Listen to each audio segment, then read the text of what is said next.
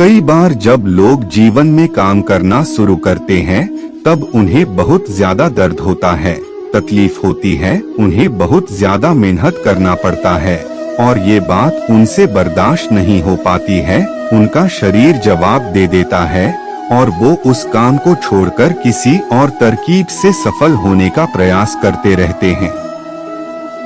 लेकिन याद रखिएगा, इस प्रकार से कोई भी व्यक्ति जीवन में सफल नहीं हो पाता है।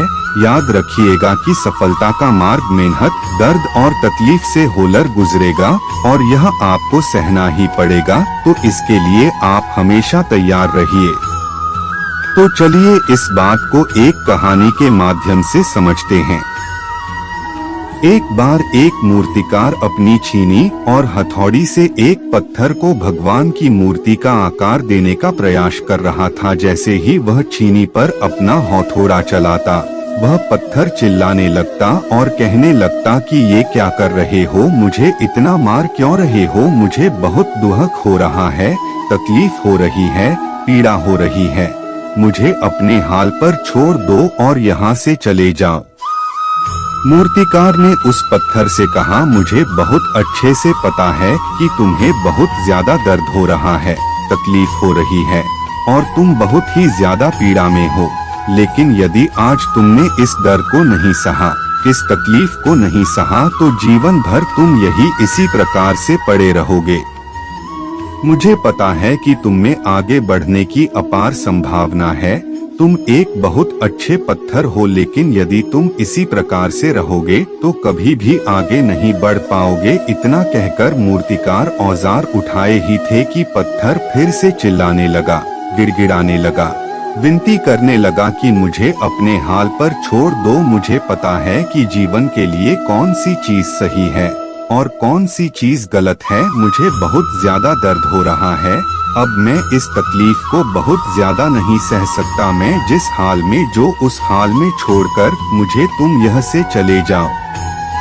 उस मूर्तिकार फिर से उस पत्थर को समझाने की कोशिश की, ज्यादा अधीर मत बनो और अपने सब्र को बनाए रखो थोड़ी देर और इस दर्द को सहो। यदि इस दर्द को सह लिया तो मैं भगवान की मूर्ति के रूप में तुम्हारी स्थापना करवाऊंगा और फिर दूर दूर से लोग तुम्हारी पूजा करने आएंगे और पंडित और लोग तुम्हारी सेवा करेंगे।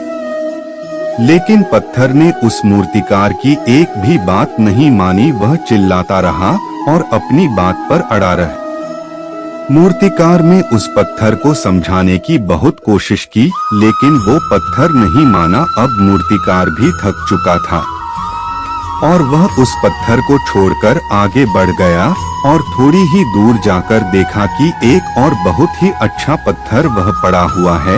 उसने छीनी और हथौड़ी उठाई और उस पत्थर को मूर्ति बनाने के लिए वो तैयार हो गया। मूर्तिकार ने छीनी और हथौड़ी का वार दूसरे पत्थर पर जारी रखा।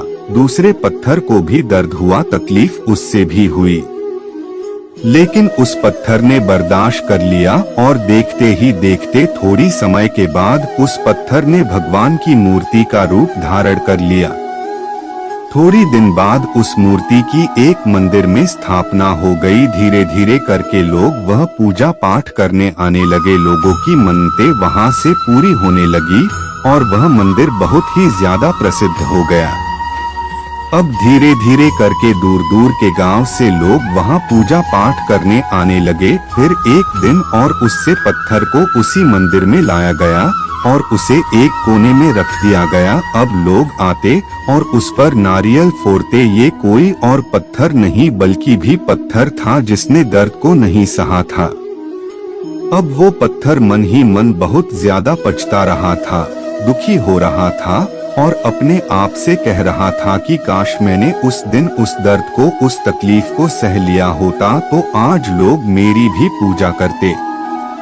इसलिए आप भी अपने जीवन में हमेशा याद रखिएगा कि जब भी आप अपने करियर की शुरुआत में किसी काम को कर रहे हो, पढ़ाई कर रहे हो या कोई भी काम कर रहे हो और उसमें आपको दर्द हो रहा है, तकलीफ हो रही है, ज्यादा मेहनत करना पड़ रहा है, तो आप रुकिएगा मत, किसी और रास्ते की शुरुआत मत करिएगा।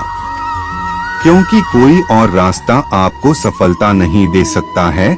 आपको उस दर्द को, उस तकलीफ को सहना ही होगा और उस दर्द को, उस तकलीफ को सहकर आप ज्यादा मजबूत बनेंगे और तभी आप अपने जीवन में आगे बढ़ पाएंगे। और जीवन में हमेशा याद रखिएगा कि आपको पहले पत्थर की तरह नहीं बल्कि दूसरे पत्थर की तरह बनना है। यदि ये कहानी आपको पसंद आई हो और इससे कोई सीख मिली हो तो अपने दोस्तों और अन्य लोगों के साथ शेयर जरूर करिएगा।